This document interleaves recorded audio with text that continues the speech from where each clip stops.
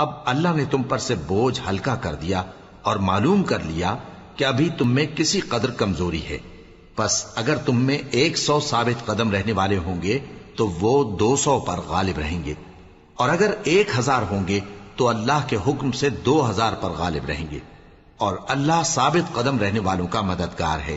پیغمبر کو شایع نہیں کہ اس کے قبضے میں قیدی رہیں جب تک کافروں کو قتل کر کے زمین میں کثرت سے خون نہ بہا دے۔